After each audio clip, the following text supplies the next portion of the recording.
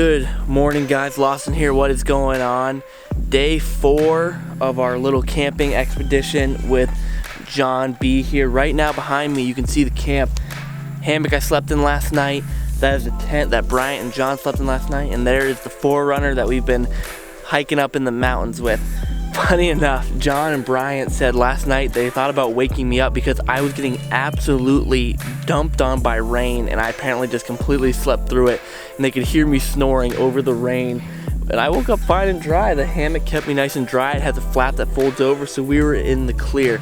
This morning, I'm not really sure what's on the agenda, and I think that's what the really fun part about what we're doing is that we don't really have any concrete plans. We're just like gonna tackle it and say, okay, what are we doing today and how are we gonna do it? So right now, we're way up in the mountains. If you didn't see yesterday's video, I'll leave that in the link below. That's how we got up here and did a lot of fishing on the way up here. And then today, I'm sure we'll do some fishing, I'm sure we'll do some off-roading, but first things first, we're gonna grab some breakfast.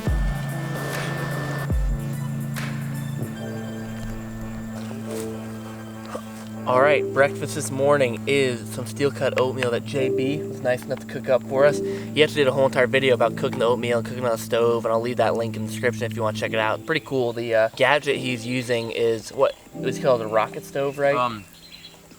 BioLite. There's rocket stove and there's BioLite. This one I saw Rob using in Africa, so I wanted to check it out. Super cool. It has a fan powered into it, and then it uses thermal energy from the fire that you create to create electricity where you can charge electronics through a USB that's connected to the portable stove.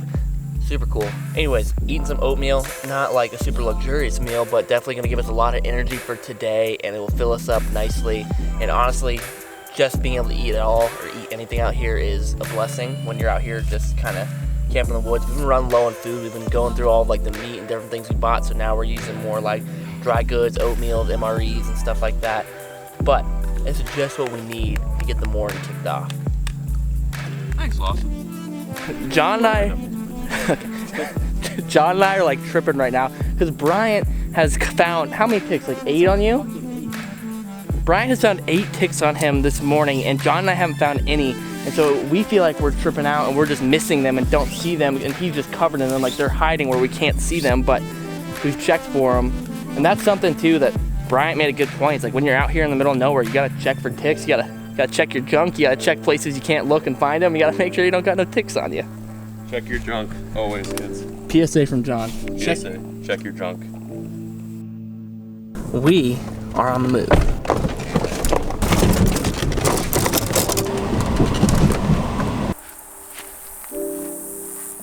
So we've been driving around what feels like forever, and we had a stream marked that we were gonna try to go check out, and we got there and it was basically a dried up, old crusty looking mud puddle. So John B, Sir Navigator here, did a little bit of navigation for us, and we are now at a pretty beautiful looking pond. No telling what's in it. If there's even anything, my guess would be largemouth, but who else knows what's in here? So we're gonna fish for a little bit, but man, it just feels good to get out of the car.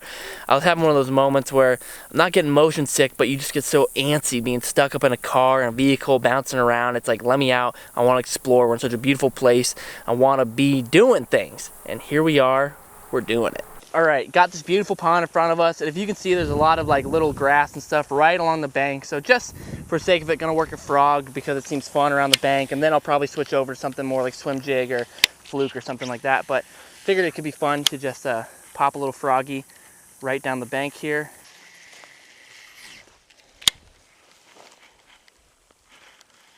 Oh, little one just tried to eat it already. First cast up in these timbers over here. This is a type of pond that looks like, you know, maybe there's gonna be like a couple 2-3 pounders, maybe some small fish, but there also could just randomly be an absolute monster sitting in somewhere like this. There's so much food and forage around. There's these huge grasshoppers. I see a ton of little juvenile bass right here, like little like 8 inchers. They're not even gonna be big enough to eat this frog, but it'll be funny just to pop it over and see what they do. One's looking at it already. He's like, ooh, what's that? What's that, baby? Dear Lord, help us catch a nice largemouth bass. We're in need of some good fish. It has been a ton of fun ripping around, but it's time to catch some fish.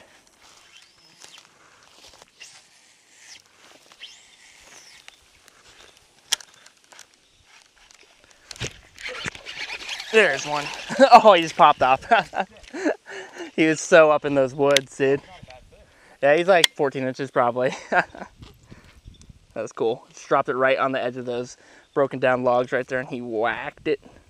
It's pretty creepy. Not creepy, pretty cool really. I'm fishing on top of what I assume is a beaver dam right here. So if a beaver comes out and tries to chomp me in the leg, I already saw it coming. Mm-hmm. Oh, you see that? They're not super big. You'll stand a chance at catching a lot over here. I've seen a bunch of little ones, but they're like 10, 12-inch fish that are trying to eat this frog. That one, the second it landed, he freaking put the slurp on it.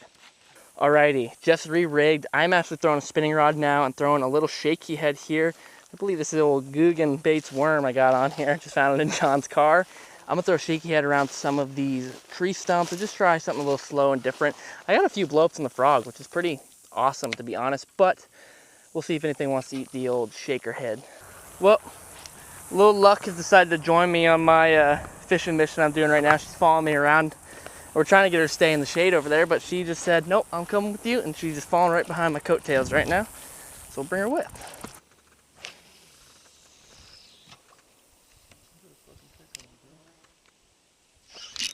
There we go. Oh, he just came off. Son of a gun. Yeah. Dang.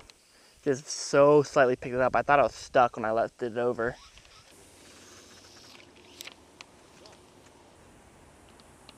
That might have been a bite right there. There it is. Oh, he just popped it. I'm not setting hook hard enough or something. That's the second bite I've had.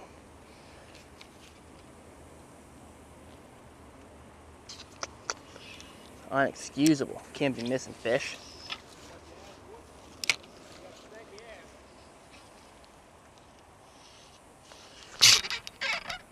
I got one, but he's... No, he was just in branches. I thought he was huge for a second because he was just sticked up.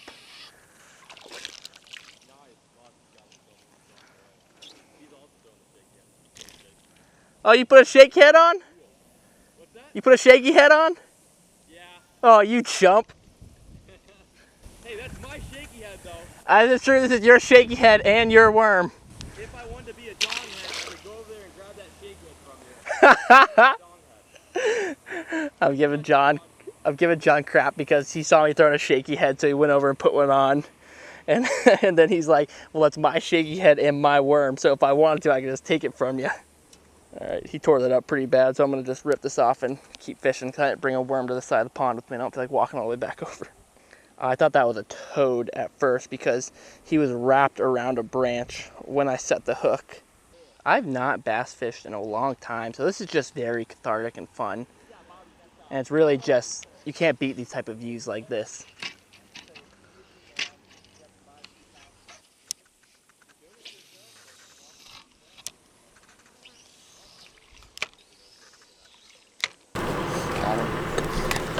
So we just drove up probably the roughest trail that we have gone on this entire trip, I would say, because we had some ponds marked on the GPS here that we want to check out. And let me show you the pond behind us here. That's it. That's all of it right there. That's what we drove up through the mountains to find. We're gonna see if there's some fish in it though still. I mean, this is part of the risk and the fun and the funniness of doing what we're doing, where we're just kind of going places that we have no idea. We've just seen them on the map, so we went and checked them out. And you can't really tell on a map whether this is gonna be a mud hole or if there's gonna be a really good looking pond. And we may have found a mud hole here, but John's gonna take casts. So John threw a few times, no bites, so I guess there's no fish in here. At least there's probably not any bass in here, because if there was one in here, he'd be super hungry and would have eaten in like 3 seconds. So, moving on to find the next dust hole. Our trip ended up getting cut a little bit short because a giant storm rolled over the Ouachita National Forest. You know, unfortunately, we never caught anything absolutely huge on our trip, but to be honest, that really was never the intention. The whole point of the trip was just to get lost, and I think we definitely managed to do that. And it was just such an awesome experience, going off-road, going deep into the woods, finding hidden streams and hidden ponds that people barely ever fish, and just truly exploring the wilderness and camping and living out there and just being a part of nature. Hopefully you guys enjoyed the series. There's still a few more videos that are going to come out from my trip in Texas. I can't thank John and Brian enough for having me over and bringing me on the road trip with them. Hopefully you guys enjoyed the video. Until next time, see ya.